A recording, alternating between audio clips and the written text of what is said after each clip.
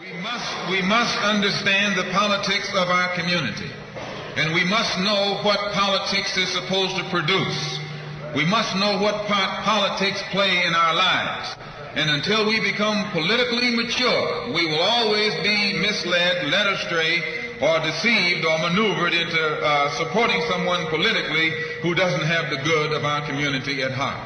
Whether you are a Christian or a Muslim or a nationalist, we all have the same problem. They don't hang you because you're a Baptist, they hang you because you're black.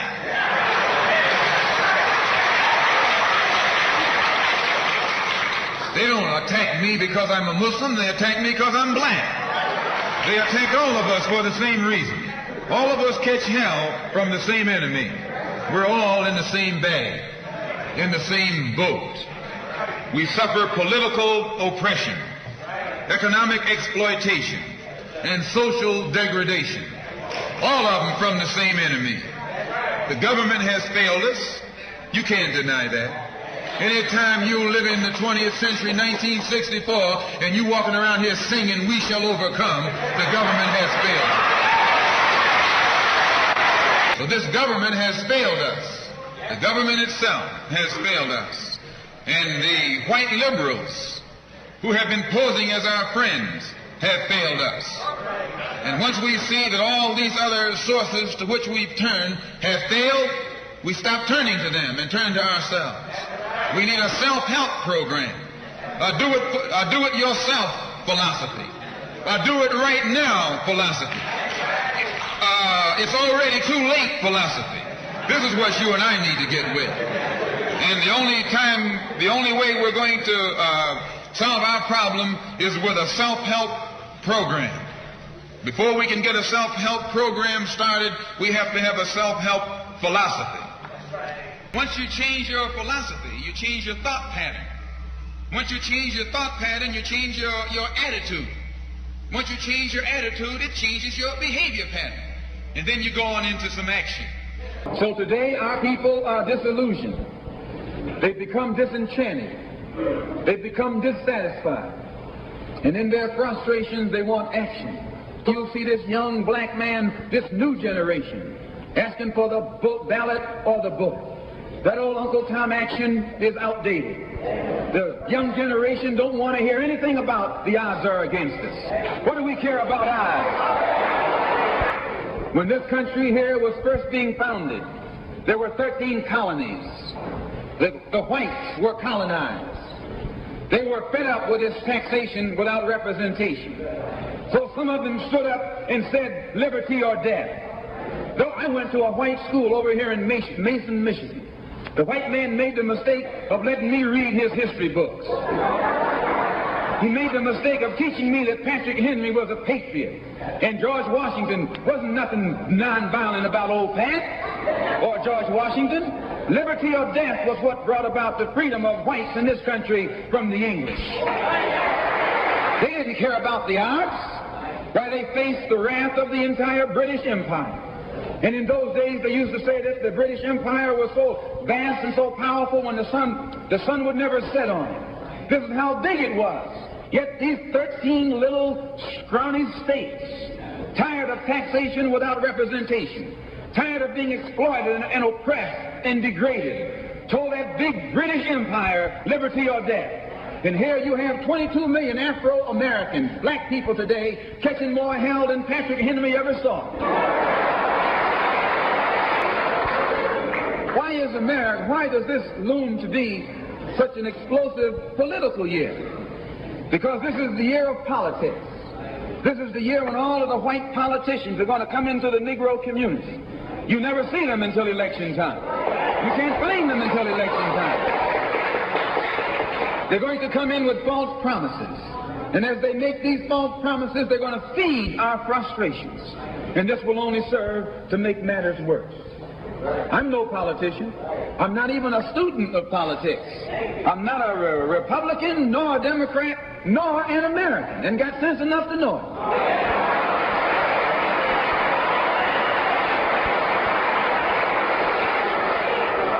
I'm one of the 22 million black victims of the Democrats.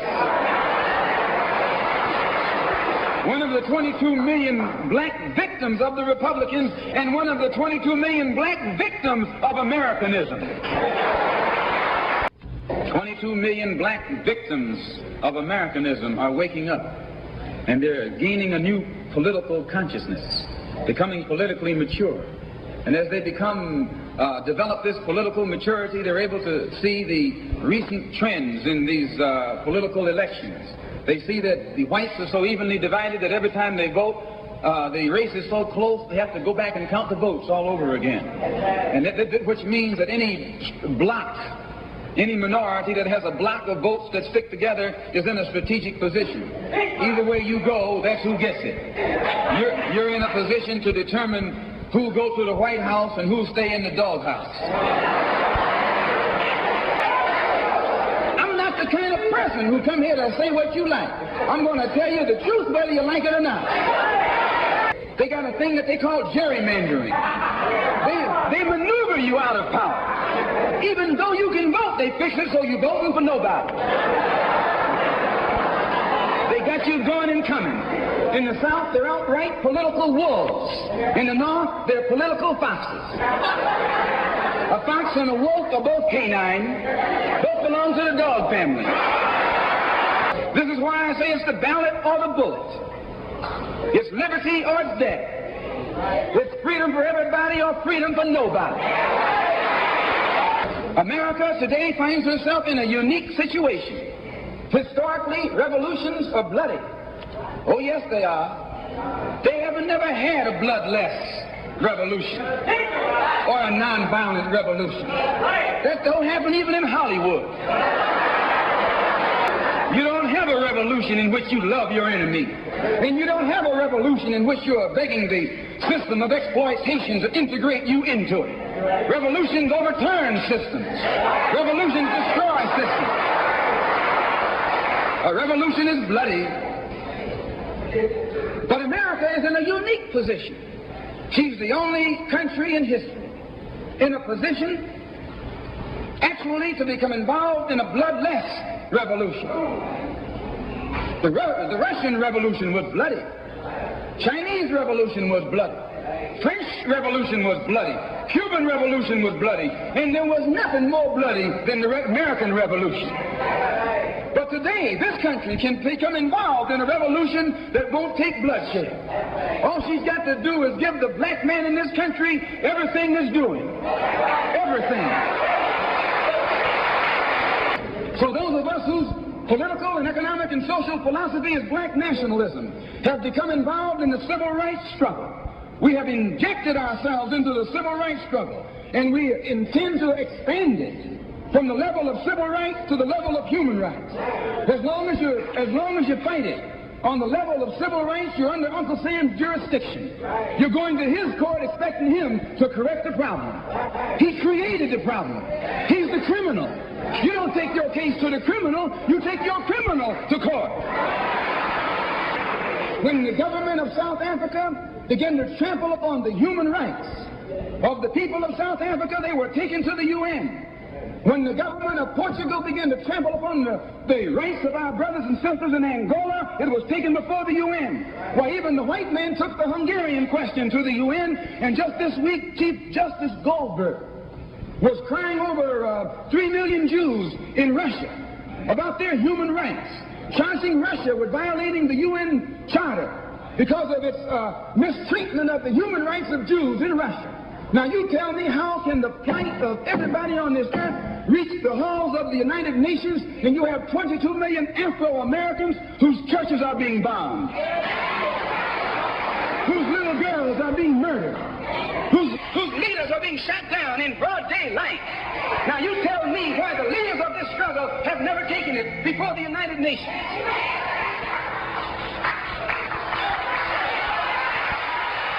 So our next move is to take the entire civil rights struggle problem into the United Nations.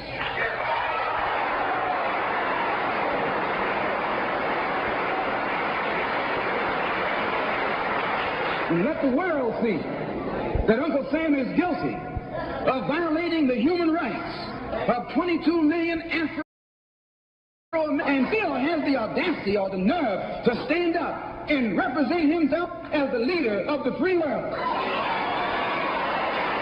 So I say in my conclusion, the only way we're going to solve it, we got to unite in unity and harmony.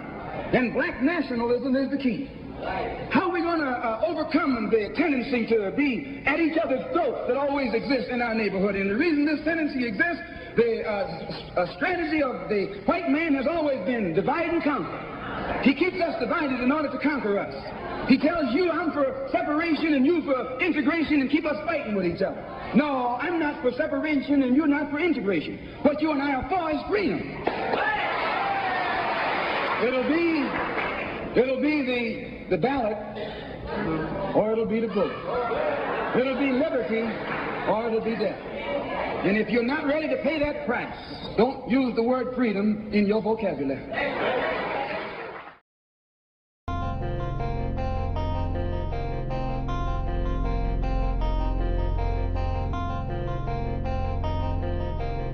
This is a Silk exclusive.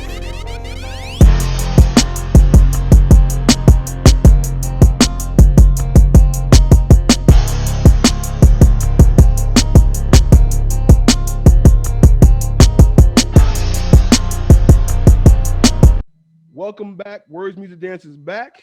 It's been a long time. I shouldn't have left you, but full episode today. Shout out to everybody on YouTube. Y'all been seeing a bunch of other stuff. We got the homie calls. We've been keeping those rocking and rolling all summer long. The homie pick. Shout out to Ben. Shout out to Jared. Shout out to Lou. He may be joining us later. That's been going on. We got a lot of stuff happening, but for the audio listeners on SoundCloud, Google Play, Apple Music, all that good stuff, this one's for y'all. Y'all getting some audio finally. But if you've been missing, YouTube is where everything is at. You want to see the video, all the other shows, all on YouTube. Go check that out. Go check that out. But like I said, we back. Where have I been? Well, if you can see, been doing some things. You know what I mean? Got a little merchandise popping off. You know what I'm saying? Website coming soon as well. But while I'm finalizing that, anyone interested, we got the Skellies on deck. Hit me up, 2021 Vision on all the social medias. Hit me up for that and get you those advance orders for that. You know what I'm saying? So listeners, check the YouTube, check the website, check my social media. You'll see what I'm talking about. You should be watching anyway because Word Music Dance. You gotta dance. You gotta see the dance. You know what I'm saying? You're missing the full experience if you're not watching the show. So go holler at us there.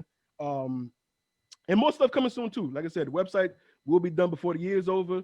More merchandise may be coming before that, but definitely gonna be coming eventually. Let me know if you want one of these hats. Got them for you. The one size fits all. So buy like 3, 4, 5 of them. You know what I'm saying? I got no problems with that. And fellas, how's it going? Same old, bro. Right. So we all know what the main topic is, what we're talking about. It's the finals? What was that? The finals? Nah. Finals? Well, that happened. I guess this could be a final, right? Shout out to the Lakers. We spoke about that. Shout out to LA in general. Lakers won, Dodgers won. So yeah, they hooray for them. But this is a special episode. Usually I drop the episodes on Wednesday, but we're recording this one on Wednesday. You'll see it probably by Friday, whenever I post it. I don't know. Or whenever you click the button and watch it and listen to it. But this week is all about the election. There's a lot of stuff going on. I've been trying to get a conversation on the election and stuff, but scheduling time has been a lot going on in the world. But we talking about it, talking about the election. It's still ongoing right now. Like I said, at the time of recording this, there is no clear-cut winner yet. We kind of see what we have, but we're going to get to that. Before we get to current time, let's backtrack to a little bit. Obviously the all year 2020, we've been talking about the coronavirus. I don't even know if I can say that. YouTube be iffy about it, but whatever. The virus, which we shall not name, that was a big talk. Yeah, YouTube act funny when you say certain things, and okay. So yeah, but whatever. Okay. Yeah, but that became a big topic. The president and the vice president in their debates. That was a big topic of something that they talked about it. They obviously talked about the marches and protests that was going on during the summer. Did you guys watch the debates that happened? I watched the first two. Definitely did not. That's it. What were your thoughts, Ben, on the debates? I mean, it was what I thought it was gonna be. Yeah, Trump being Trump, and I mean Biden just talking about morality and this, that, and the other. And we got to win the soul. Yeah, nonsense. So, nothing worth the value they actually said. So, Yeah, I agree. I feel like the debates did not sway anybody's votes. It did not. I think everyone still stayed on their side, and that was that. And then we got the pandering tour began, so to speak. We got Biden and Kamala, on their side. They had DNA and Charlie Clips from the URL and battle rap. They gave us a little PSA battle rap clip. You know why I don't vote? Because as a black man, I just feel like there's no hope. Our president telling people to go back to China, taking the coronavirus as a joke. And that's the part that frightened me. If you got the answers to get me out this dark path, my brother, enlighten me. This time we gotta use our voice and you have to vote. The facts should show. Biden has a plan for African Americans. We're not dealing with your average Joe. I see the way you looking right now. You know exactly where I'm gonna go with this. For 4 years we had Trump in office and we made the most of it. But we finally got somebody that could be in office, that could give us a chance to have home ownership. I'm talking to all of you. $640 billion over the course of 10 years so we can finally get housing that's affordable. Look at him now. I got him stuck. With Biden and Harris' plan, we gotta trust, because we can't say we support Obamacare but rock with Trump. Rel, what was your thoughts on on that? Yeah, it was ridiculous. Both of those brothers are very talented brothers, and they use their talents for, like, it's one thing to get everybody to vote, because voting is important, but it was a vote, but it was like a don't vote for Trump and what Trump is gonna do and whatever. So it was like, I guess like they figured if we heard some of our favorite battle rappers say it, then we were going to do it, Mm-hmm. and pandering obviously has some effect around people wouldn't do it, you know what I'm saying? Mm-hmm. And it's in advertising, it's in everything. So, I mean, I get it, but I just was like, come on, like, I didn't even see it, to be quite honest. So I kind of heard some stuff about it on Twitter, but I'm like, the usual, do something, try and get attention. Like, it wasn't again. It wasn't cheesy because these dudes are good at what they do. Yeah. But it was just like the concept was just like, I mean. And they started on the basketball court. Yeah. It seemed very stereotypical. Like, okay, they're on the basketball court. Yeah. Start rapping, and then they're rapping and giving like statistical facts. Yeah. Then the audio is edited as if they were giving the wrong facts, so it was like, wait, did somebody fact check before they wrote this? Like, it was very awkward, because it's like, they're using their battle rap style. They're like, dog, but Biden did such and such in 1966 and did it. It's like, who played it? What? Like, it was it was very weird. It was very weird. Yeah, very awkward. I'm glad I didn't see that. Trump sounds kind of cringy.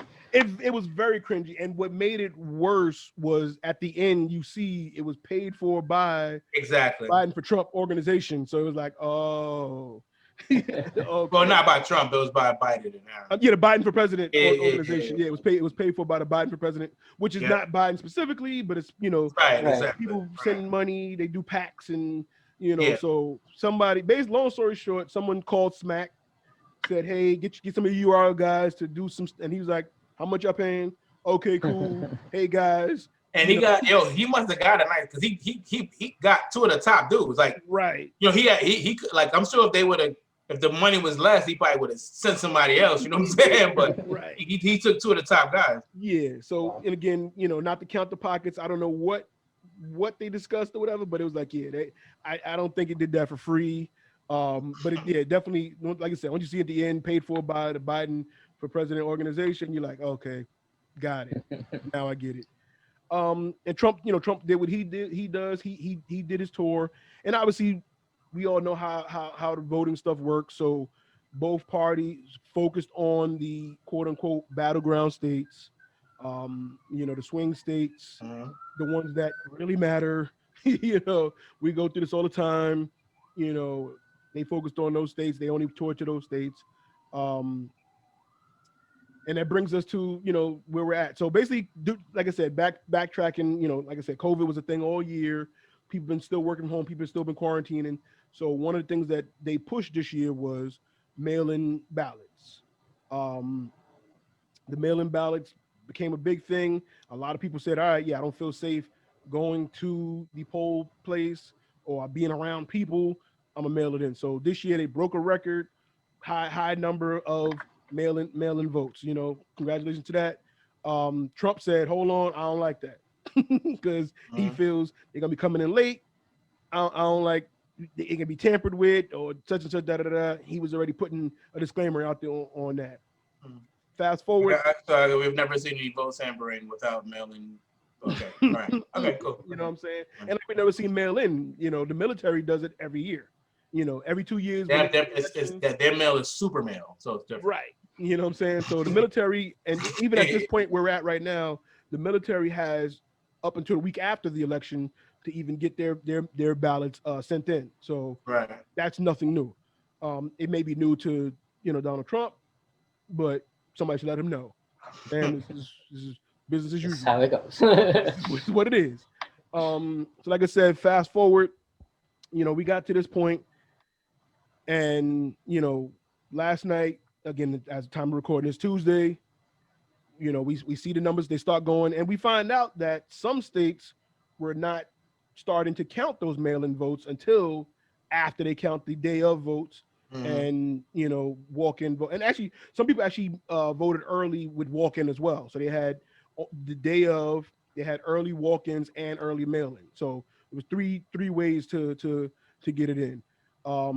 Let me ask you guys, how do you guys feel about them counting after, holding on to the early votes and counting after they count the day of votes first? How do y'all feel about that? I don't really think the order makes a difference. I just think that where they dropped the ball was they still let people mail in votes yesterday. So it's regardless of when you were going to count them, at least there shouldn't have been any mail, because if they got mailed yesterday, the people don't have them yet. You know what I'm saying? So, I honestly think they should have done. So, because at the end of the day, you're making it convenient for people to vote. Like you said, some people may not be comfortable with being around people due to the pandemic.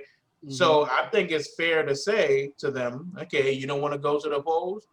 Cool. But you gotta mail your ballot gotta be postmarked by, I would say, maybe last Tuesday, right? You know what I'm saying? So we give you all the time to vote, but if you're joining postmark on that day, it don't count. So if you want your vote to count, mail it before that day. That way, all the votes are there. Definitely, probably by Monday. You know what I'm saying? Are there, and then if you want, you can have a committee start counting those, so that by election day, those are already counted, and you're just adding them to what people do as walk-ins on election day. I think that would have been a better process, because then you wouldn't have people wouldn't have Donald Trump talking about where people are voting after election day, which they aren't. They're just mailing in a vote on the same day. So that's not voting after it, but still, that would have kind of squashed all of that. So I just think the process wasn't good. And at the same time, it was the first time they did this. So it was like, there's going to be hiccups. You know what I'm saying? They do absentee ballots. They always have done them, but not this widespread. It'll be people who maybe disabled or really have no means of making it to a poll. But now they were just like, oh, y'all want to go? Go ahead. I'll mail them. So now that's why they get this large influx of mailing ballots. So I think the idea is not wrong with it. I just think that they need to tweak it. Right. Ben, what's your thoughts about that? Personally, I don't see the problem with it if they sent it on the day of, because regardless, it's still gonna take them time to count, so there's still gonna be delay anyways. I think it was just the amount that they're getting this time around just made it worse, and then on top of that, they were scaling back some stuff on the post office, so that was really the biggest issues. It was because of all that tampering they were doing. But I think under normal circumstances, they would have been okay. I don't think that was really the biggest issue. It's just they were trying to make it an issue. Mm-hmm. I mean, I can see both you guys. I do agree they probably should have, the cutoff date should have been a little sooner, just to put a little more sense of urgency to people to get them in there. Just so they, like you said, so they can kind of receive it Monday or before. That I think that would have made a better you know, it would help the process along. I think just having it there would have definitely helped the process along. Getting them sooner, you know, things like that. But you know, Jared, you back? You're muted right now. Here we go. I'm back. All right, so we talking about the mail-in ballots and stuff. What's your thoughts on that process of how they handle the mail-in ballots and the dates and stuff for the due dates for the get in and stuff? It's dependent on the state mostly. I think what should have happened for the mail-in ballots, I think every ballot should have a postmark at least by that Friday, like the Friday before Election Day. So whatever day that is, and then that way things should be in the state office or whoever their county ballot place is by that Monday. So, but by Tuesday, everything is counted in.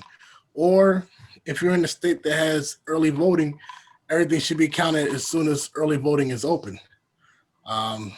So I think states like Pennsylvania and some other states I can't think about, they were on the thing of, well, we got them, but we're not going to count it until Tuesday. And I believe in Pennsylvania, there are some places that do allow early voting. So to me, it's kind of silly to just wait until Election Day and then be so backlogged. It's like if you're going to do something on one day, then have the manpower and the resources to actually take care of it on that day, especially if you have other resources to take care of it on days prior to that, a week or so in advance. So I think they dropped the ball on that. And I question the reasoning being that they're backlogged, because, and Jared and I were talking about this before on the news, depending on whichever news channel you watch, you know, they say there's a delay on the counting because, well, they just say there's uncounted votes.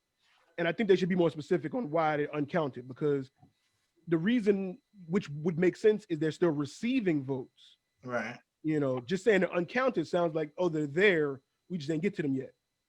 You know what I'm saying? Or there's so many that we're just in the process and we're not done. And then and that's what I was gonna say. I question the amount being much of an issue, because the mail-in ballots are the same as the in-person ballots. So you could separate them, but they still should be counted. It's machine counted. You know, it's bubbled. It's like our old tests.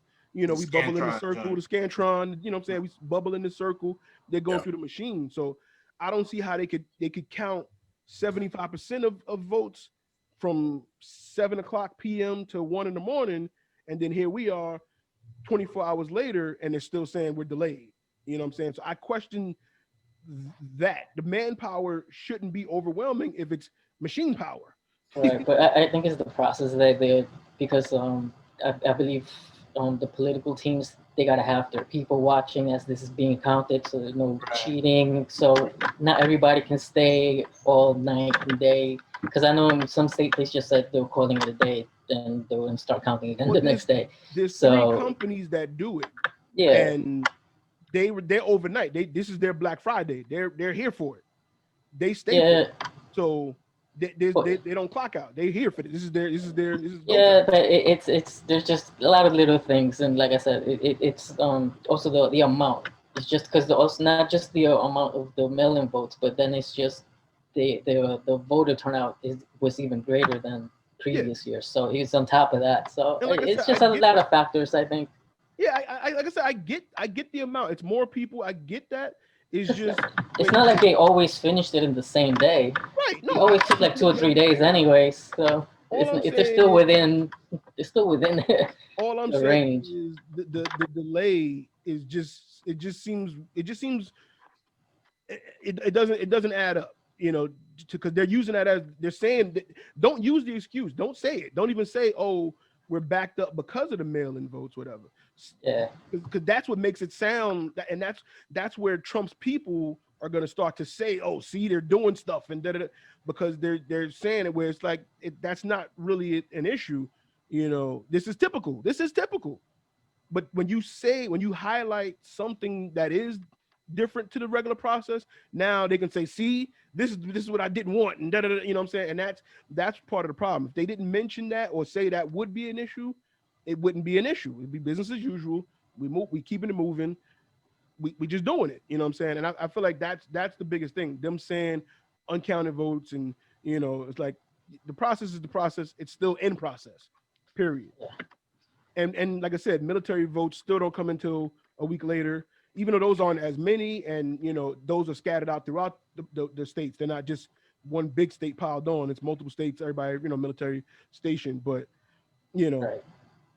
but in part, that's part of the media's fault. They just want to make a headline. Exactly. They need eyes, so they Exactly. create this fake narrative just to get your eyeballs on there. And the problem is, so you know, some people believe it. That's the problem. Right. And overnight, you know, Biden spoke first. Good evening. Your patience is commendable. We knew this was going to go long, but who knew we're going to go into maybe tomorrow morning, maybe even longer. But look, we feel good about where we are. We really do.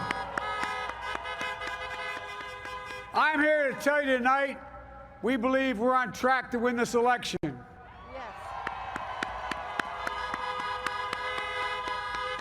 We knew because of the unprecedented early vote and the mail-in vote that it's going to take a while. We're going to have to be patient until the hard work of tallying the votes is finished. And it ain't over till every vote is counted, every ballot is counted. Trump got on stage and said, "This is a fraud on the American public. This is an embarrassment to our country. We were getting ready to win this election. Frankly, we did win this election. We did win this election. So our goal now is to ensure the integrity for the good of this nation. This is a very big moment. This is a major fraud in our nation. We want the law to be used in a proper manner. So we'll be going to the U.S. Supreme Court. We want all voting to stop. We don't want them to find any ballots at 4 o'clock in the morning and add them to the list, okay? It's a very sad moment. To me, this is a very sad moment, and we will win this, and we, as far as I'm concerned, we already have won it. So I just want to thank you. No, like, no, it wasn't done yet. Now him saying he won, stop counting is bad, but you know it's really bad when Fox News and some of his people are telling him you shouldn't have said that. when they're telling you you messed up, don't say that. How can you tell people to stop counting people's votes? Like, I mean, it's the votes. Yeah. You know, like, I mean, what do you mean stop counting? Right. Because you don't like the result. And again, that's why I say they separated the votes. So in his mind, he's saying, oh, they're done. They counted all the votes they got. We don't need no more. And they're like, well, nah, we still got some mail-ins coming. But my thing is, even if that's a silly thing to think, but let's say you think that. You have advisors, there are people, you're not there by yourself. You know what I'm saying? Like there are a bunch of, so that just takes somebody to say, hey, that's not how it goes. Right. No, they know. So don't say that. You know, like, that's not how it goes. No, they know it was part of their strategy. So now they're bringing up this doubt. That's why they were rushing that Supreme Court nomination through. So if they get it to the Supreme Court, they can say, yes, just stop counting from only youth count, and then he can win it. How is it legal to not count people's votes? I don't understand.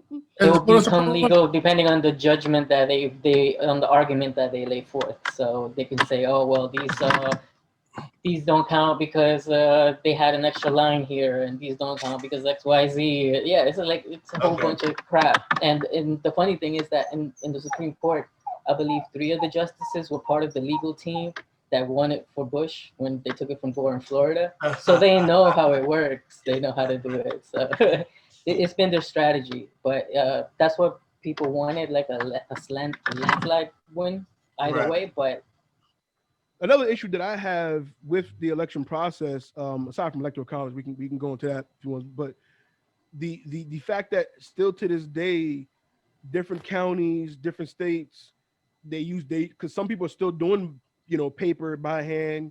Some are using the Scantron, some are not. Some is digital. So in these United States, we need a unified process. I think that would help a lot of this as well. I think I don't know if it'll speed it up much, but it'll keep it a little uniform. Yeah, I agree.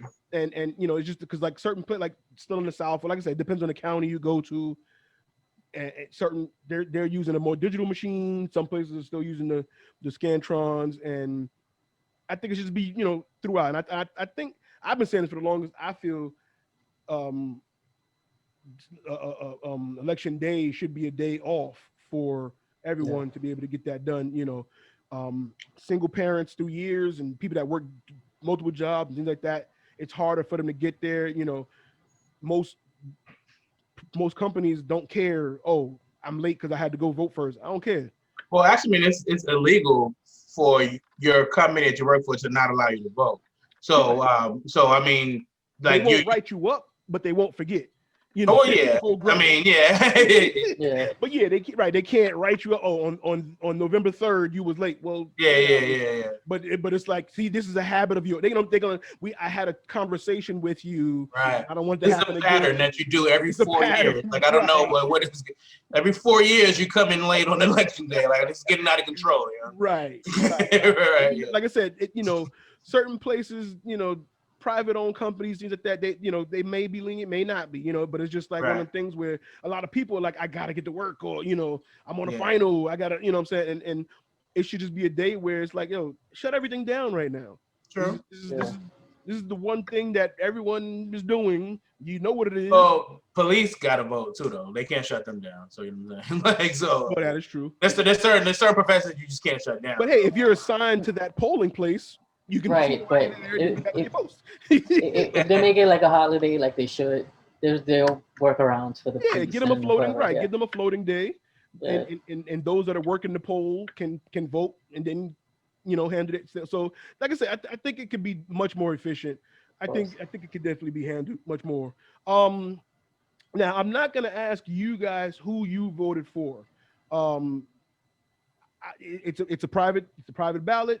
It's personal. You know who you voted for. That's on you. That's unless you are Kanye, because Kanye recorded his whole damn posse. Exactly. We seen Diddy, Kanye, a couple people posted some pictures, and I looked it up. It's illegal in some states, not all. It's not in every state. But in the states that it is banned, you can get fined a lot of money. So that's crazy. That's doing it, stop.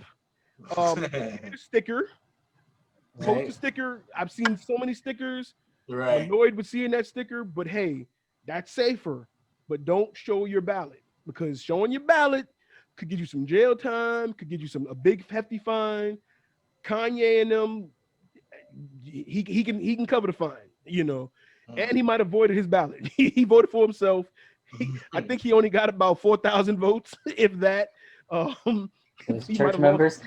Yeah, I think that's dope though. All the people that wanted to vote for him, I think that's dope that they actually did though. Yeah, I mean, they stuck to their guns. They said they were going to do it. If he got a couple, hey, so be it. But like I said, I'm not going to ask you guys who you voted for, whatever. But a question that was posed to us from a friend to the show, one of the homies, Gene, breaking down the gentleman involved, individually, he asked, and he posted on his Facebook, he posted on Instagram, he shared, and he likes rustling feathers. But he asked as well,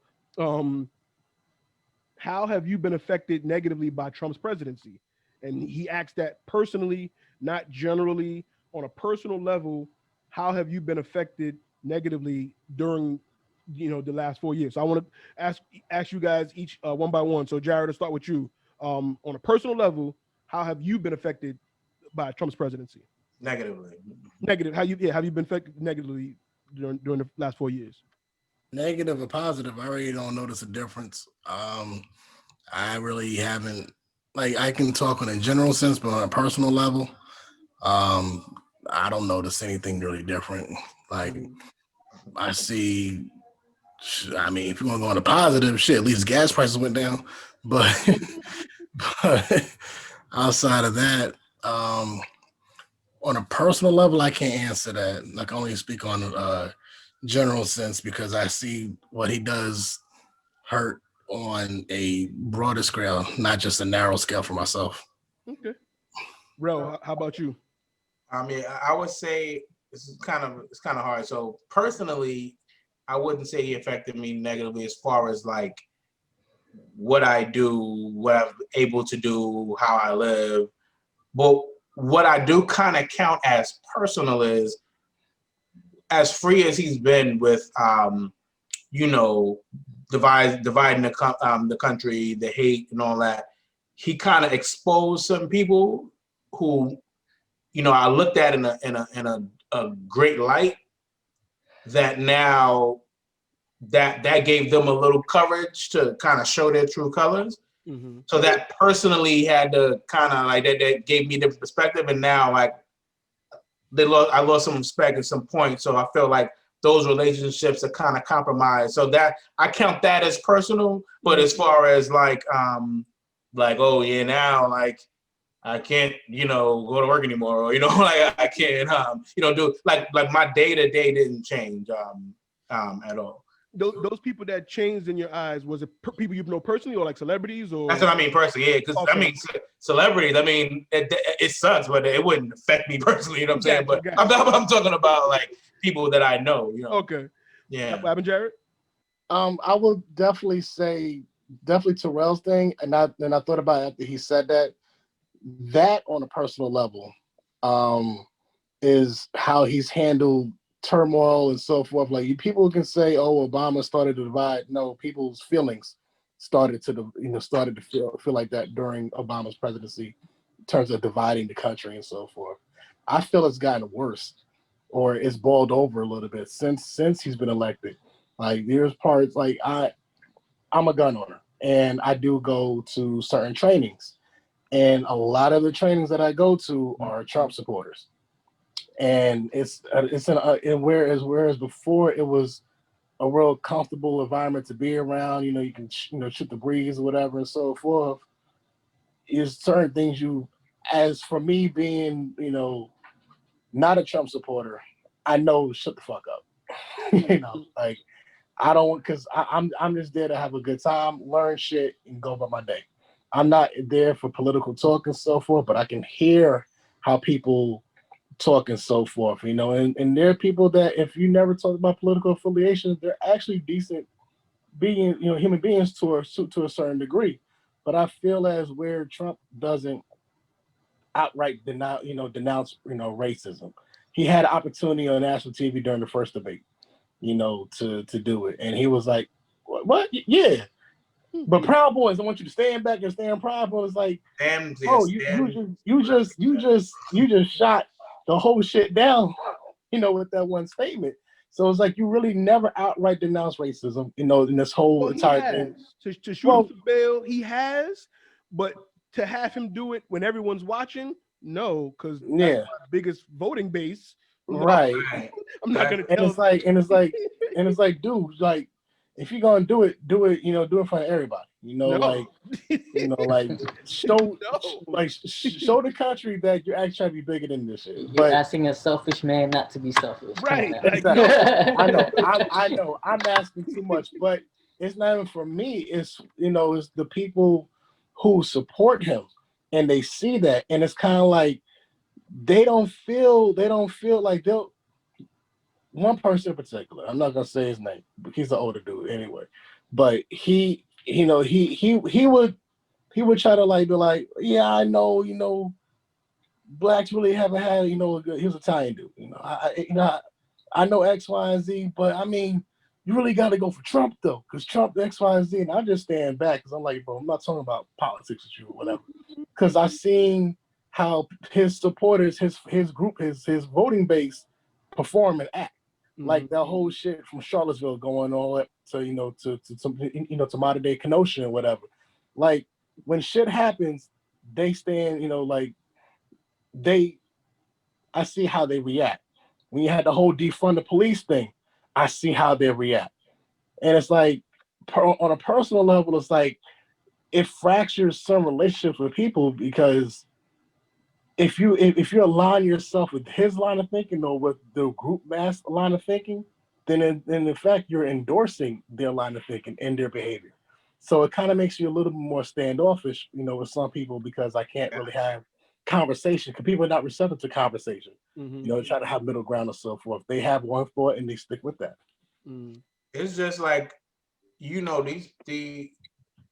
the things that are happening that people, why people protest and stuff, and you're not aligned with that. Like these people, like people that getting killed in the street, like that could happen to me, and you consider yourself having a relationship with me, but I'm not that much. I might be different than you as far as who I am, but something like that could happen to me. And so my question is then, would your tune change then? Like, would it be different? And would you be mad because it's rel? But that person is rel to someone else, like those people, like, so, it's just about humanity. And when I see people lacking in humanity, it definitely changes my feelings for them. And maybe, everybody has a right to their opinion and stuff, but it just makes me look at you a totally different way. Like when you can say things like, yeah, it sucked that George Floyd died, but you could put a but after that. But because everything now they say, basically you just said, well, I don't care about that. This is important. That's what you do when you put but after a statement. So when I have people say that like that, I'm like, that's I can't fuck with you. You know what I'm saying? Like I can't do it. Ben, same question to you. How have you been affected personally, negatively during Trump's presidency? Well, personally, I mean, as you guys were going on, I was just thinking about it. I guess at first I thought maybe nothing really, but thinking it over twice, I think he's kind of introduced an uncertainty in my economics. So like my job situation, because our jobs, I'm working with advertising. So we depend on people being outside and seeing these ads and whatnot. That's how we generate our money. People aren't out there, and that's part of his response. They haven't done the best response that we could have had. So it's kind of just delayed our reopening economic wise. I think they did a horrible job with that. And now just thinking about it, initially, I'm still, it's not really affected me. But it's just, like I said, it just puts that concern, like if we shut down again, because other countries are starting to shut down. If we shut down again, then what? And this time around, am I not going to be so lucky? So I think on a personal level, I think that's been the biggest thing. And to touch to you guys' point, socially, you see his presidency just made a lot of people bold and show their true feelings about certain things and about certain issues. And it's tough because like you could have known somebody for years and you're like, oh really, that's what you really thought. And it's difficult, but at least I feel like it's better to know who you're dealing with than to have a fake veil. So at the end of the day, I kind of see that a little bit as a positive now that you see all these people, right? Exactly, the clarity of it. But I think that's, for me, like I said, the biggest thing personally is that uncertainty now that we have, because we're still dealing with this COVID and the administration just didn't do. And I mean, they already said they defeated it. So yeah. At this point, At this point, Biden is leading. It is looking like he has the road to victory. We don't know for sure. Again, at this point, we're recording it. So let me ask you guys: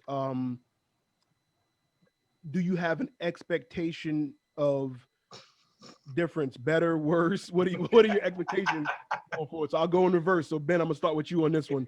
Do you have an expectation for the next? My expectation. Yeah. Some of it's gonna depend on what's happening with the Senate. I believe the Senate might still be going to the Republican majority. Mm-hmm. So if that happens, there's nothing happening. Joe Biden's not getting anything done because the Republicans control the Senate. Whoever controls the Senate controls all the laws and legislation. So I don't see anything happening unless they have some kind of Senate support. Mm-hmm. And the second thing is that Joe Biden is just a big corporate guy. He's just gonna do what the donors want. So it's gonna be like Trump-like, basically. None of the garbage talk. Do all the stuff that the donors like and throw us a bone here and there and make it look like they're doing something. A lot of symbolic nonsense, but I really don't see any major change coming with them, to be quite honest. Jared, what do you think? Next 4 years, if Biden wins, do you see a difference? Do you see change, better, worse? What do you think? It was going to reverse. I thought Rel was next, man. You next. Rel went I first last time. Stay attention. Come on. I went first, then Rel. No, Rel went first. You can't. No, wait, You just interrupted. You moved. That's what happened. You switched. He just chimed in afterwards. He chimed in afterwards. Boxes. That's what it was. Okay, fine. But go. Go, Jared. Do I think it gets better? It's uncertain. You would hope for the best, and that's all we do every day. I think that's what we've been doing every day since. For some people, that's what everybody prayed for since day one of Trump. That's what some people prayed for under Obama. That's what people pray for under Bush. We all pray for a better tomorrow. So we just hope Biden is the right person to move us still in the right direction or move us into the right direction. It's dependent on, in terms of the economy, I think U.S. economy is still going to be good. But tempers are going to flare. And that's what I think is going to lie down to, the temperature of the people. Because now that you have this little, it's kind of had a little 60s renaissance when it's come to people's feelings, minus the dogs and the hydrants and the water hoses. We've had from us, people who never lived in that time period, who've seen the images and so forth. We kind of had that, where you're protesting, you're marching, and you've had a lot of rebuttal from people, whether it be physical violence, intimidation, and so forth. So it's like, how do you move past that? Because you just can't forget. You can't just forget that shit. You can't act like that just did not just happen. So it's really dependent on what happens after. Because nobody's going to be 100% happy. Nobody's going to be 100% happy if Biden wins. Nobody's going to be 100% happy if Trump wins. But you have more of a politician who's running the country, whereas Trump is more of a businessman. And whether he's a good businessman or bad businessman, he's still business. Mm-hmm. He's a talking head. He was basically the second or third actor or acting type person to get his office. You have Kennedy, you had Reagan. So it's tough to call it and say, is it going to get better? You will hope so, but it really comes down to the people, because people have to band together. And I think Biden had a nice, we saw it earlier, Biden had a nice try to like coming together or coming together moment with his, talking about, it wasn't like a victory speech, but it was like how he felt confident about winning this election and so forth. It was a halftime speech. Really, it was the halftime speech. The halftime speech, but it was a nice one because if he did win, it's a nice start to try to mend fences, you know, to say it doesn't matter if you're red or blue, whatever, and so forth. Like, we need to all come together and move this country. And that's something that you generally don't hear from the other guy. You know, you hear a lot of vitriol and so forth coming from him, or try to like finger pointing and blaming and so forth. And a lot of triple talk. His name is double talk. He'll say the same thing 3 times. But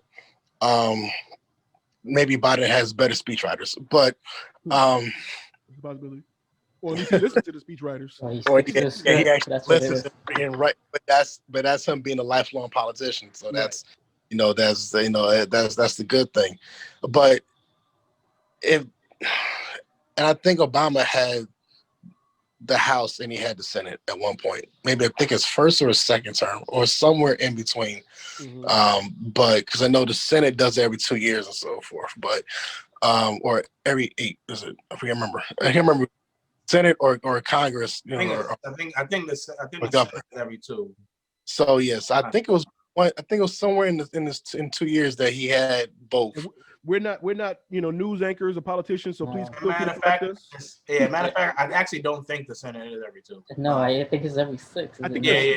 I think It's every 6 years, and I think the House is every 4. Yeah, the House is every 4 because the entire House was up for grabs this time. So I think somebody's every 2. I can't remember, but I think Obama had that for a small time, and if numbers hold true, you know, Democrats still have the House, Republicans may still have the Senate.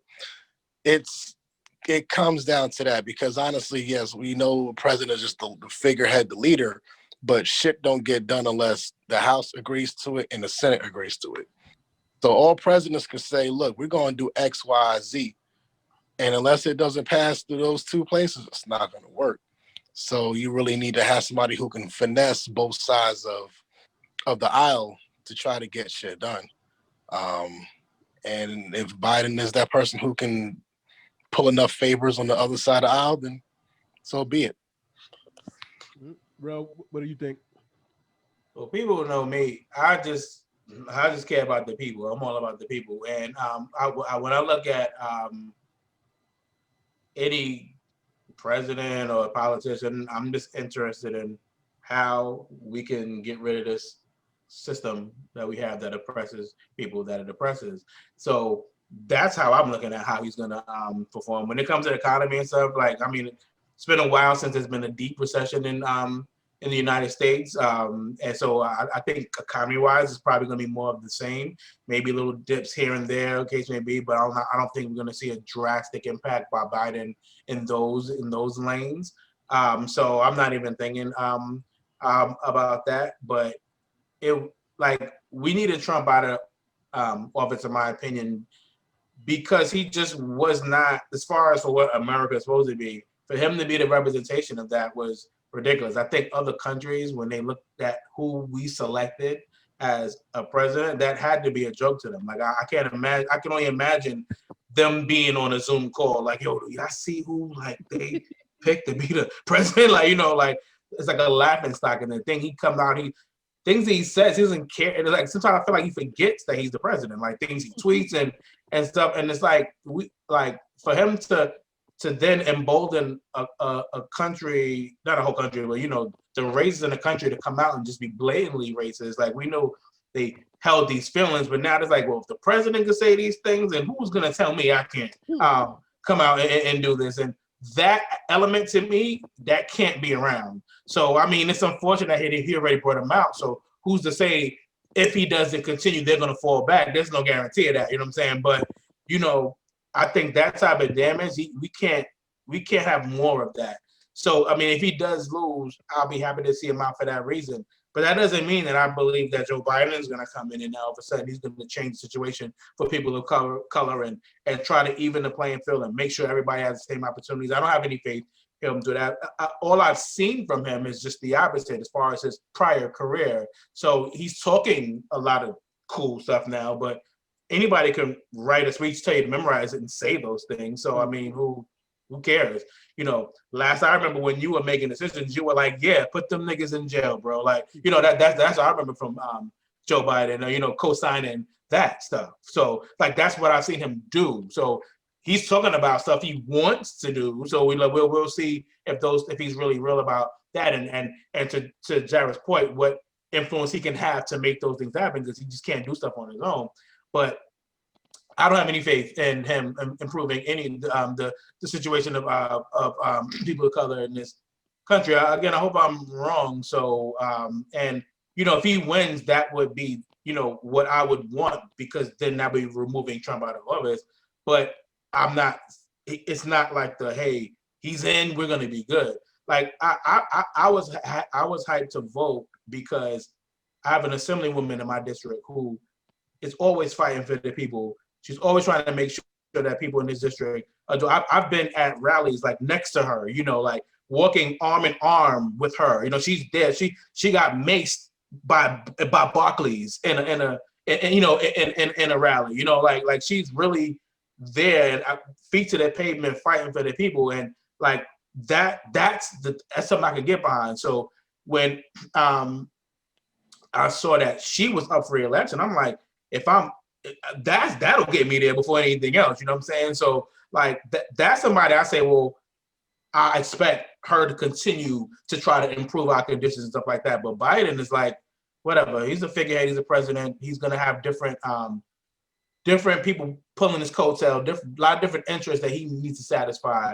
So I'm not sure how much you even have left for us. But you know, I'm not hyped at all. I posted a quote on Instagram, and it was inspired by a conversation I was having with my sister while I was, you know, relaxing down with the family. And I basically said that Joe Biden is the personification of the American politician, and Donald Trump is the personification of America. Yes, 100%. And it's like, you know, like I said, it was sparked from a conversation I was having, and it was just like, when you think of politics, you think of Joe. He says, like you said, the speeches. He says a bunch of things, you know, and we see what he has done. And with Trump, it's what a lot of other countries think of us as Americans when they think about us. You know, the rich billionaires, and you know, say stuff braggadocious, and you know, foul-mouthed, and multiple wives, multiple kids, and you know, it's a description that, you know, is ill, you know, foul, you know, wrongfully put on a lot of us, you know. But that's what they think when people think of America. They, you know, like you said, Rel, like imagine when he was elected, a lot of countries was like, you know, look at, but they might have been like, that makes sense, you know what I'm saying? When we think of America, we think about we've seen him on The Apprentice. You know what I'm saying? So we know who this dude is. Like, yeah, he represents America.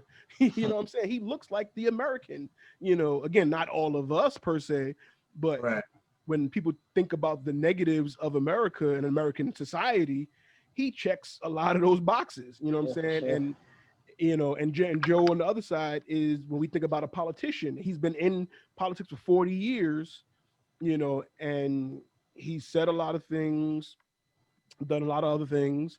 And like you said, he's still used to the old rules and the old way of doing things. And we got to see now, I think they said if he's elected, he'll be the oldest president we've ever had. Oh, wow. Yeah. So, you know, so we don't, you know, I mean, I ain't trying to wish death on him, but you know what I'm saying? It's just that he's still so old school, you know, what can we expect from him? You know, like you said, can the corporations get into his pocket still? If that's how he was used to doing things, or you know, the expectations is not high, you know, because of his reputation. So, you know,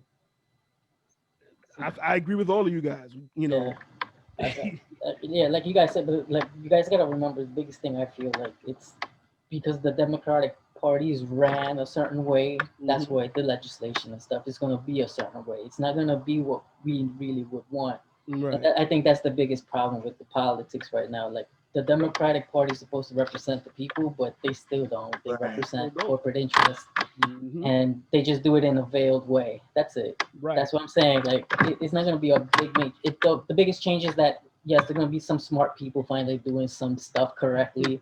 Yeah. and not screwing stuff up so frequently. But it's just gonna be typical politician, Back to normal. status quo, Right, status quo, keep it right. moving, Right. tell the people what they want to hear, and just do what we got to do. And Terrell's point, like he said too, the man in office will go back to status quo, but now that the previous man, emboldened a half of the country, now where do they go? Do they continue on that path that they've already, jumped on? Because they're riled up. Like, they're gonna look for their next person that's gonna follow that trend. I feel like whoever emboldens them is that's who they're gonna probably. They're still fighting for Trump, because like we said, the votes right now are still being counted and still coming in, and they're like, we don't like that. They're cheating. He said he told us you were gonna do this.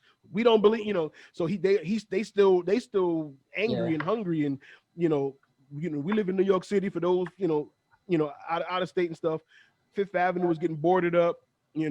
Stores the election night, they didn't know what was gonna happen, and to let people know they weren't worried about us. It wasn't us they was fearful of. Just to be clear, because people like to say, "Oh, no, we weren't the ones about to, argue about an election." His people was ready to, and they still are. So be clear who was going to be out there, who they were boarding up for. Not a protest for Black lives or anything. This would be a riot of rage because of an election. Mm-hmm. We don't win either way. So we wasn't going out there to do that. Just to be clear. Right. Exactly. Yeah. And honestly, it's even if you're a Black Trump supporter, that's not what we do. Like they're not worried about us like that, doing stuff like that. Like that's not really our MO to. Like there are some of us who are, who are part of the mob, and so forth, but we're not the biggest, number in that group, to be doing shit like that. Right. If anything, you can go back to see like those other Black Lives Matter protests and how people were mysteriously dropping off bricks, and you have a few videos of like, hey, yo, he just delivered that. Hey man, get out of here. Like he was trying to chase people off because he was trying to do the right thing. Right. One thing for Joe and that whole Hillary's super predator, error and so forth. I think it was a misstep, and I think Joe definitely needs to, if he gets elected, when he gets elected properly, he needs to really make amends for that. And I don't know how you make amends for that shit. But the problem is, it wasn't reparations. Well, yeah, but that always works. But funny. That always works to stop the conversation. What you say? Money? but it wasn't just Joe, and it wasn't just that. The problem was the Democratic Party listened to a lot of the Black caucus because they were trying to fix an issue from the Ronald Reagan era, which is drugs, and niggas were fucking shit up. Like niggas are high out their mind doing some wild ass shit in the 90s, and a lot of the Black families were scared of some of our own people, to the point they were begging for tougher crime shit, and the Democrats are like, you're absolutely fucking right.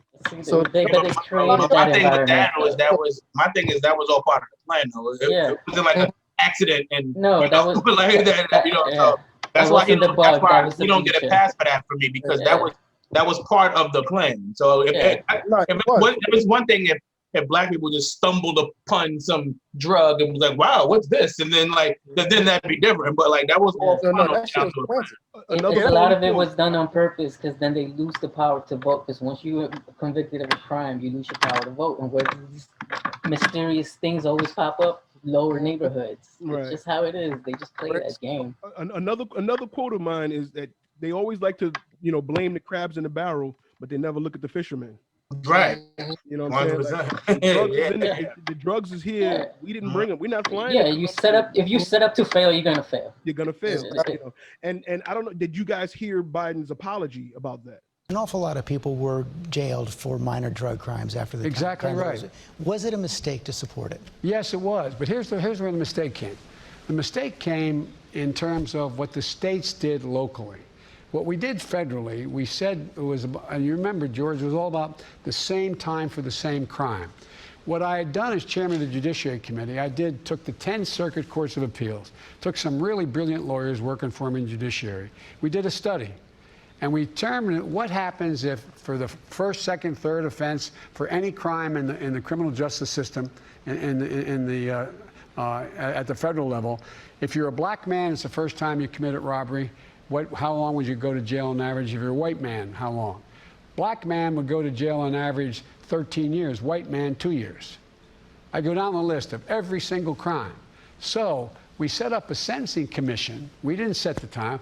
Every single solitary maximum was reduced in there. But what happened was, it became the same time for the same crime. So it said you have to serve between 1 and 3 years. It ended up becoming much lower.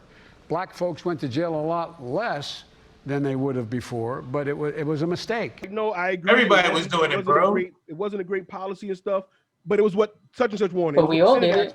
It was what the Congress wanted, and I just, he didn't really take ownership on it, but he were the one standing there going through it. You presented it to the House. Yep. You know what I'm saying? So you're the face of it. You got to own that. He didn't own it. He just said it was because you could have said no, and that was kind of what Trump was saying during the debate. Mm-hmm. He was like, listen, you've been here for 40 years and you had a chance to do some of the stuff you're saying, and you didn't. You did the opposite. Well, and that kind of that one, even Trump should know that you can't do things unless you have the Senate's help. Trump So don't know. I'm not gonna give him credit for that jab, but he's true that he was the one that's part of it. He was a part of it. He was a part of it for sure. He was a part of it for sure. You can say yes, you can say no. And that was like I wanted to touch something that Biden's excuse was, well, I wasn't the president. Yeah. And then Trump was standing next to the president. You was just standing next to the president for 8 years. So you didn't do it then still. Right, yeah, exactly. You were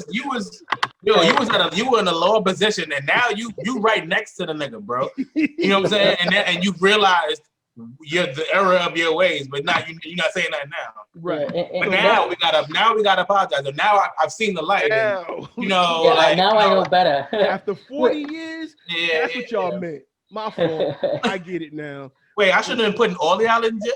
Oh, yo, you know what? Yeah, I get it. But like I said, even then, he was just like, you know what? Yeah, it was kind of crazy, but it got messed up when it got to the state level. Once it got to the state level, that's when it got overblown, and then it.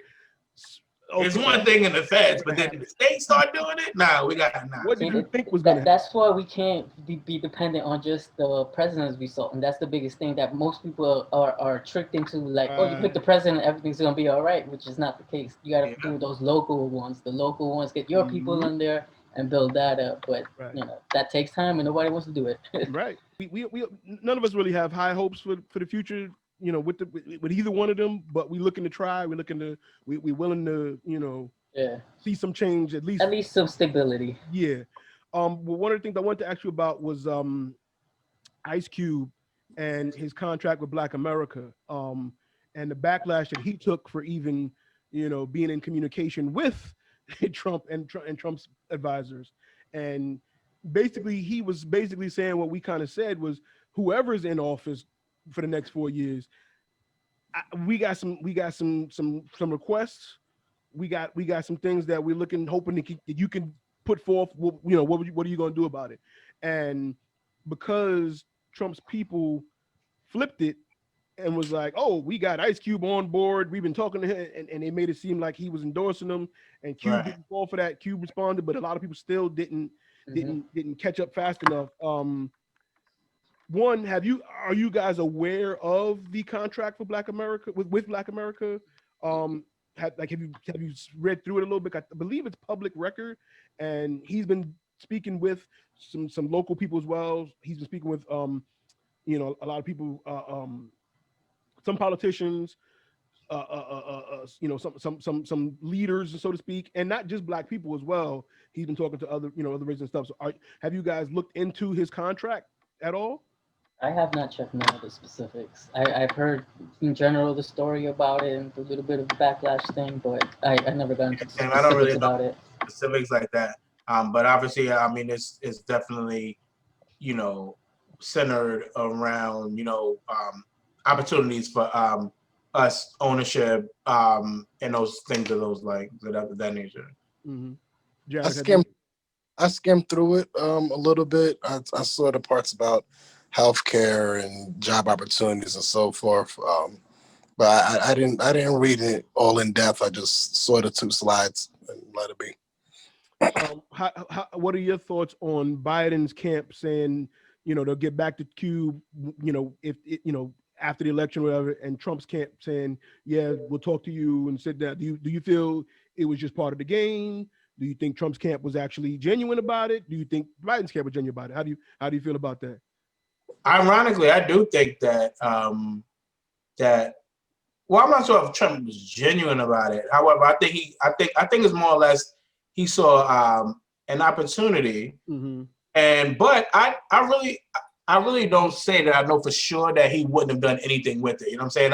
I wouldn't be shocked if Donald Trump actually did enact, or at least try to enact some of the things that because he didn't take the whole contract and be like, yeah, we good. He just was like, oh yeah, I can fuck with this. Yeah, I can fuck with that. I can fuck with that, and worked it and changed his plan to include some of the things that Ice Cube said. So he actually did change his plan. So that is the plan that he would have gone forward if he does win. Mm-hmm. So there is some sort of genuineness in it.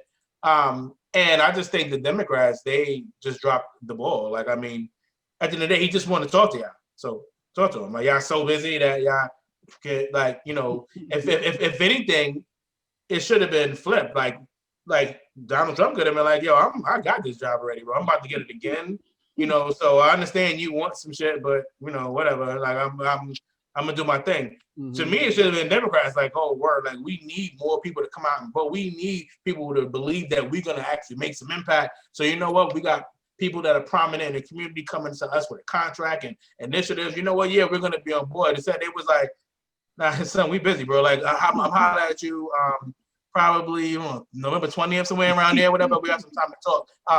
Then people got mad. Mm-hmm. That at Cuba, and again, like you said, yeah, Donald Trump was pumping some stuff about, yeah, we got, but at the end of the day, if you just listen to what Ice Cube said, then you would know that he's not endorsing anybody. People get so emotional about things. As anything you say positive about somebody they don't like, then it's like, oh my God, and you can say something positive about somebody and have like 30 negative things that you don't like about them, but the truth is the truth. If you feel a certain way, you do it. That doesn't mean you're endorsing anybody. But people want you, when they feel bad about, when they feel a way about somebody, they want everybody they know to just mirror exactly how they feel. And what do you mean you like Donald Trump tie? Like that's a racist tie. It's like, so like it's they want you to be on that wavelength. So when all he said was, yeah, the Trump administration agreed to speak with me, I don't see anything wrong. They agreed to speak. Like, like you, and it's not like he said, honestly, Donald Trump, the president, and I don't really think these Democrat niggas ain't even win yet, so I'm not going to holler at them. I'm going to talk. If he said that, they're not going to understand. He's saying like, whoa, bro. Like, but he said, hey, I texted him. It's like, yo, I texted this shorty, and I texted this shorty. She left me on red.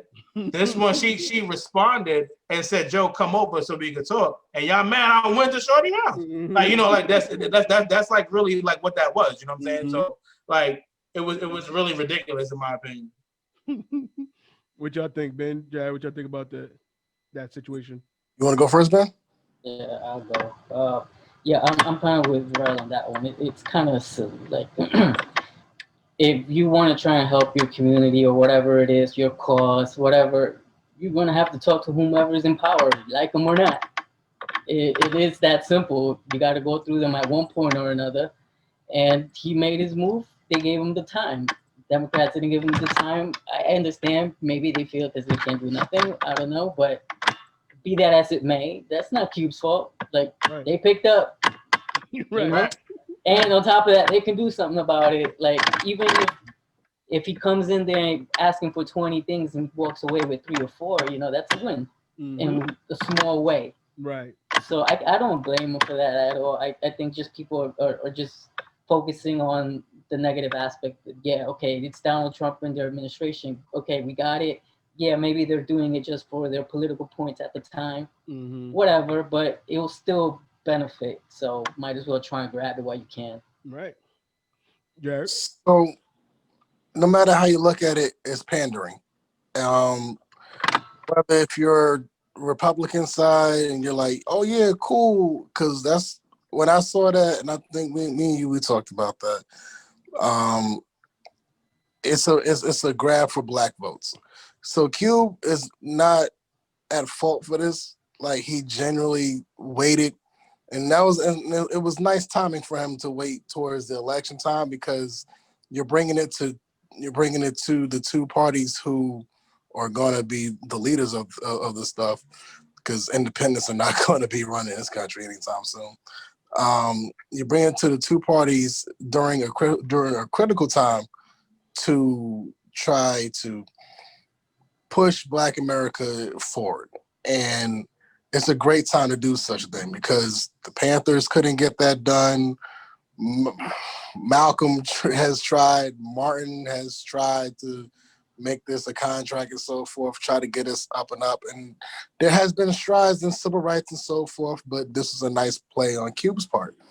And it was about who was going to come to business. Because honestly, in business, I don't have to like you. I just need to know I can work with you. Correct. And that's what it comes down to. Like, how many of us really genuinely like our boss? And I like, if I can work with you, it doesn't matter about your personality, how you are. If I can work with you and I'm going to pay you, or we can do business, then fine, be it. But he reached out to both sides of the aisle, the Democrats and the Republicans. So that's fair. The Democrats said, no, not now, wait until after the election. It's not Cuba's fault to also take a meeting with the Republican side.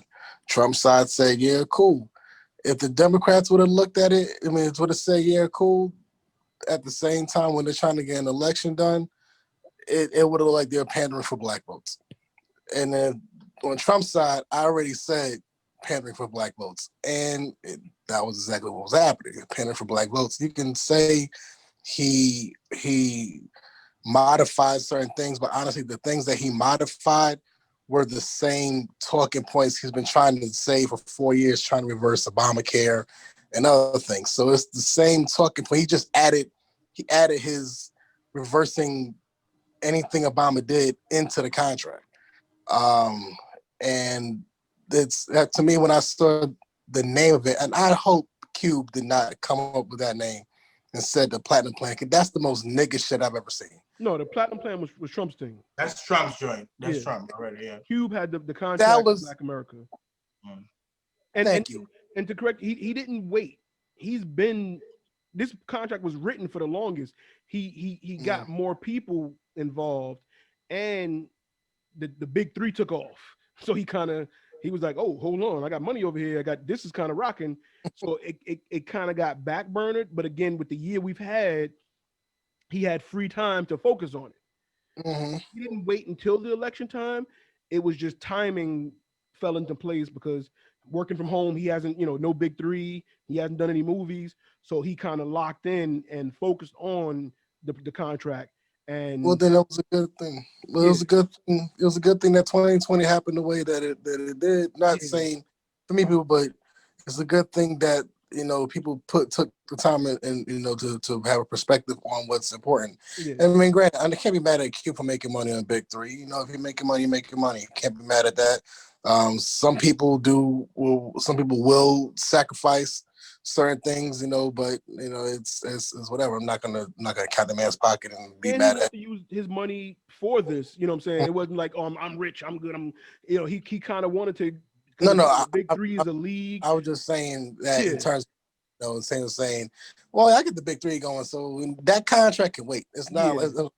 things like that. But he wanted to build up some equity to help the contract, and then when he got involved, when he started talking to some people, they was like, "Oh, you should talk to so and so," and he spoke to some people that added more elements to it. You know what I'm saying? So yeah, but the money. Go ahead. No, I was saying like that's a good thing, and like I said, I'm not mad at Q for doing that, taking a meeting. It doesn't matter if you're looking like you're pandering and so forth. It's a good faith effort to at least meet. At the same time, that's on Q's part. It's good faith to meet. Honestly, I didn't expect anything to happen. I just thought, both sides. If both sides would have met, it was just to pander for black votes, and that platinum plan shit pissed me off because, and that's not the plan itself, it's just the name of it. Because it's like, hey, y'all black people, like, y'all like chains, y'all like platinum records, you like all these hip hop looking things, so I'm gonna call it the platinum plan. Like, that shit just so irked me. But besides that, it included Cube's idea, his vision, and it also included Trump's vision of trying to reverse things from 4 years ago and so forth. I would hope, and I was gonna go, and I'm glad we brought that up because I was gonna say that in the last segment. I hope whoever actually wins this election does show faith into Cube's vision and tries to elevate us into a better standing, because I can go for hours about things like how other people come to this country, they're given grants and loans to start up businesses a lot faster than us. We're not always afforded those same opportunities as people who come from other countries and so forth. So I do hope that his vision does come to fruition. It doesn't matter whose side does it. As for Trump meeting with it, cool. He had something written down, but honestly, all I saw was going to be just written down. He wasn't going to enact on shit. He wasn't trying to push it through the House, because that would have been a power play. Push that stuff through the House, because then you have a Democratic controlled House, and it puts pressure on them to be like, look, I know we got an election coming on, but hey, let's try to really push forward America right now, right here where we got this opportunity. They didn't do that. Why? Because we had no intention of really doing that. And we'll see what happens after the election and see if they're really going to push through that, to really work through things out. But I really hope the contract, and I did read through it a little bit more, does work out. No matter whose side it works through. It just has to go through the House. It has to go through the Senate. You guys all mentioned the platinum plan, which was Trump's plan already involved. And right before the election, he got someone involved to help him go over the platinum plan and help better that, because he didn't meet with Cube, but he had a meeting with Lil Wayne. And please say the baby. and Lil Pimp. Well, no, he came later. But Wayne, he met with Wayne to discuss the platinum plan, and I just think that was the worst person to meet with to talk about anything, financial. Yeah, like, right, because we all know his story, and that was a photo op, and yeah, Cube knew better. He didn't fall for that. He didn't go meet to do a photo op, and he was just like, nah, we can talk on the phone, or we could discuss this. I don't need to take a picture with you. I don't need to go see you. Like, you can have your people call my people. We can discuss this. I don't need to come out there and stand next to you, and then we just, whatever. I like that. Yeah. No. Wayne, on the other hand, flew out there for who knows what. Wayne is the same person that said, at the age of 12 years old, I shot myself. I was in the house. Police knocked on the door. I was right there. They knocked the door down. Everybody jumped over my body to go get the guns and drugs and whatever they could find. It took one guy to stop right there and cuss everybody that hopped over me out. Like, what the fuck are y'all doing? They say, oh, no, we was going to see if it, what the fuck are y'all doing? We called the ambulance. A fucking ambulance? Do you not see this kid on the floor with this hole in his chest? Say, you drive, pick me up. brought me to the hospital. He didn't drop me off at the ambulance and say, you take him.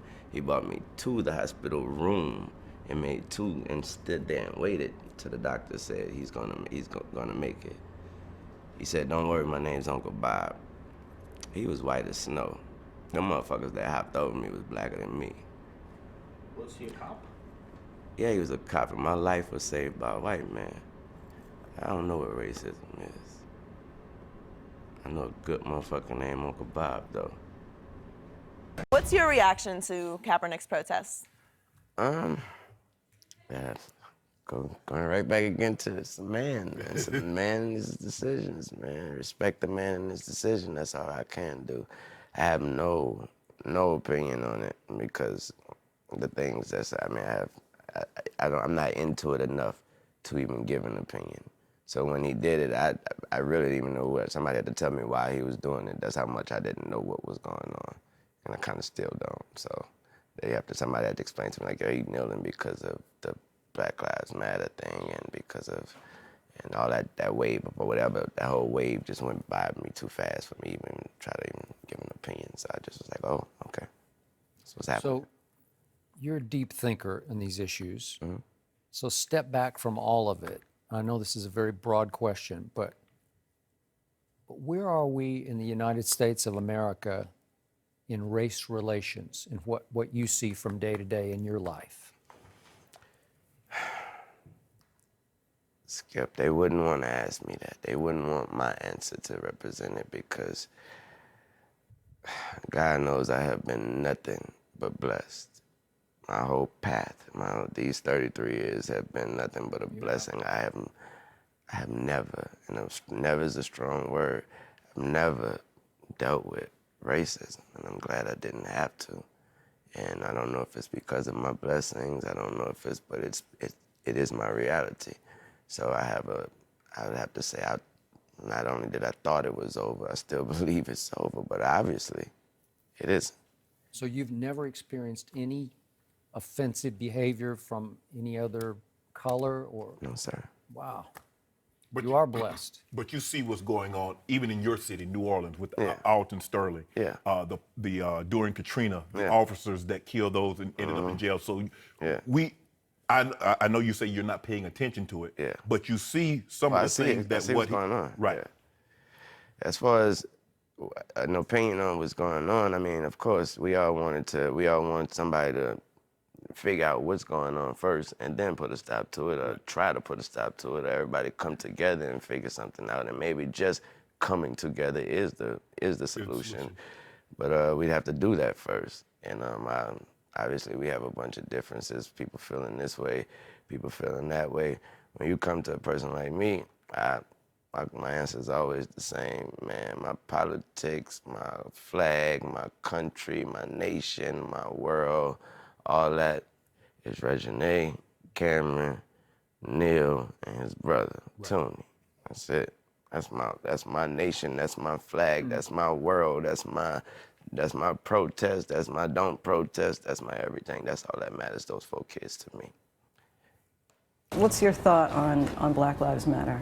What is it? What do you mean? The idea was that there's this movement called Black Lives Matter, thinking that the rest of America didn't seem to understand that Black Lives Matter. It just sounds weird. I didn't know that you put a name on. It's not a name, it's not whatever. It's somebody got shot by police and for up reason. I am a young, black, rich. If that don't let you know that America understands Black matter these days, I don't know what it is. Don't come at me with that dumb man. My life matter, especially to my.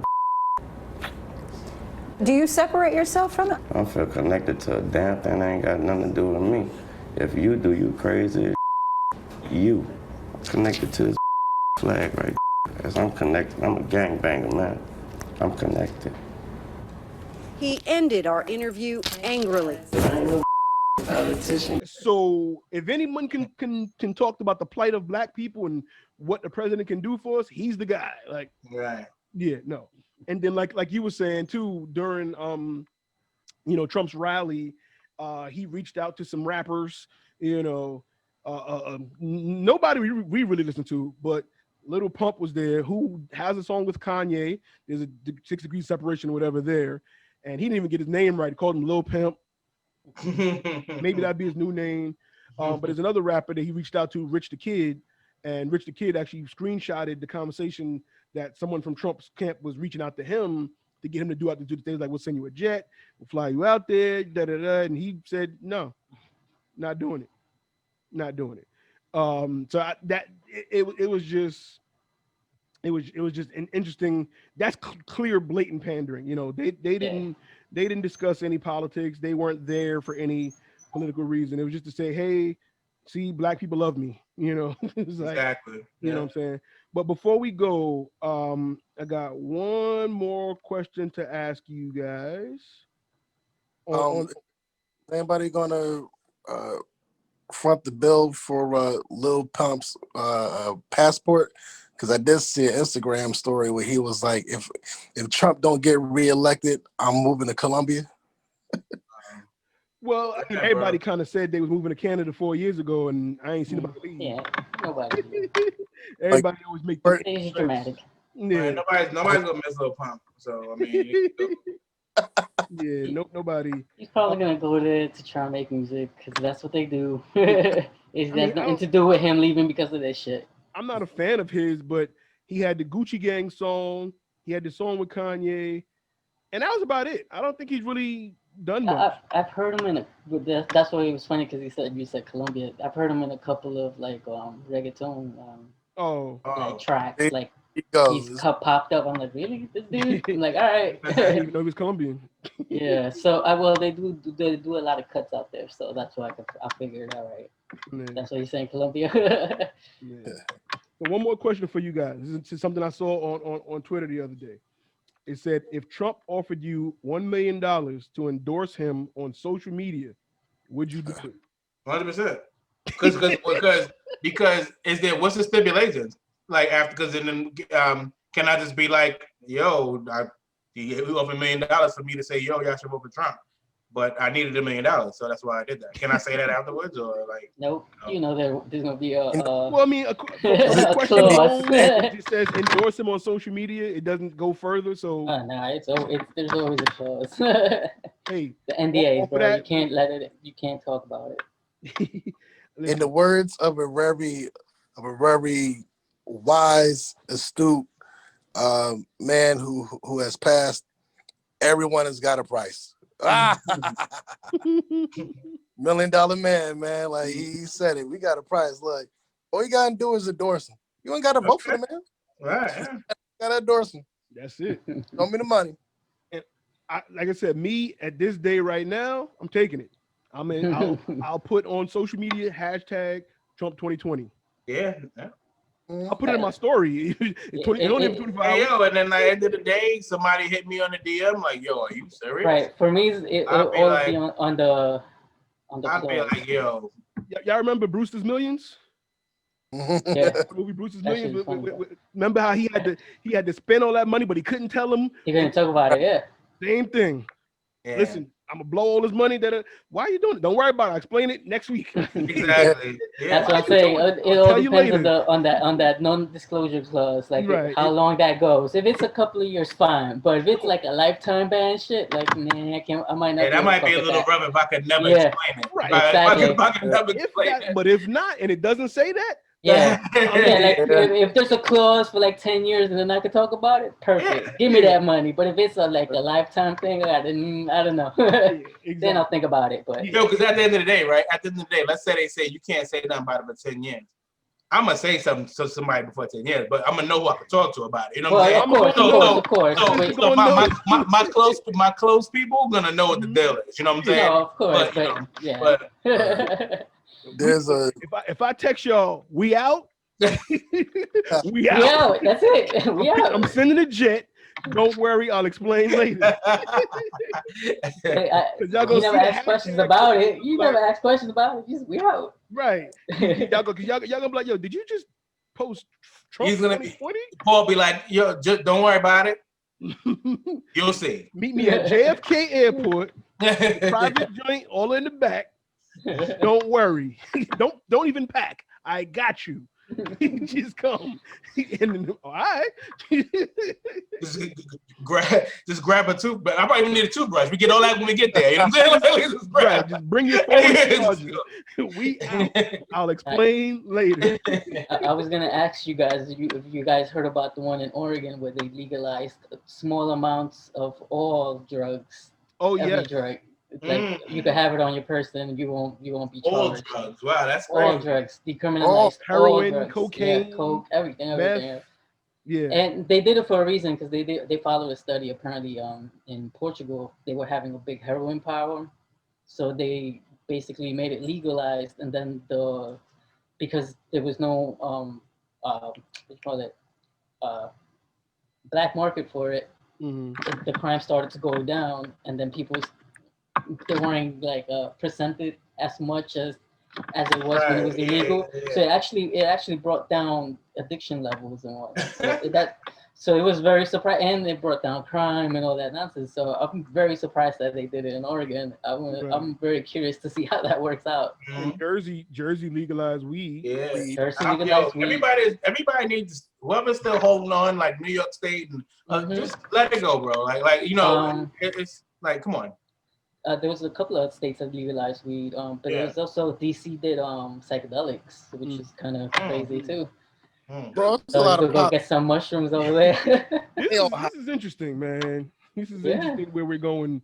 I do believe that they should just really decriminalize all drugs. Just just regulate it like a normal thing, and that would definitely take away that black market. That's really what really tops it. Tylenols and aspirins, so it's like drugs is drugs for the most part. People find ways. Yeah, just regulate it like you do any other thing, and you get rid of the black market, and you're actually gonna cut back on a whole bunch of stuff. And we can stop fighting the war on drugs.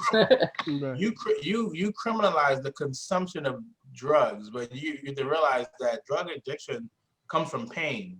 So these people have issues that you don't address just by making the consumption illegal. So so like if you really focus on people getting help for things that they need, maybe like the fact that they're been poor for generations and can't do shit. Maybe shit like that. Or you help them with that, and you don't see people turning to drugs. Yeah, but there's a big whole economic system driven with that whole thing. 100%. Private systems, lawyers, all that nonsense. So it'll take forever to do that, but I think that'll be the best stuff they can do here. Just decriminalize it all. I find it interesting though that they said all the drugs. It's like, as long as you got this much, it don't matter what it is. Yeah, as long as you got just a certain amount. That's pretty good. I would never expect that. I mean, I think that's cool, but I would never expect them to do that. Like, we're gonna be watching Oregon in the coming years and see how life is in Oregon.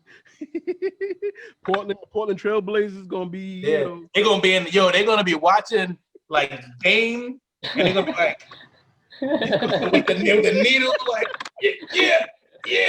It's legal. It's okay. No, they can't stop it.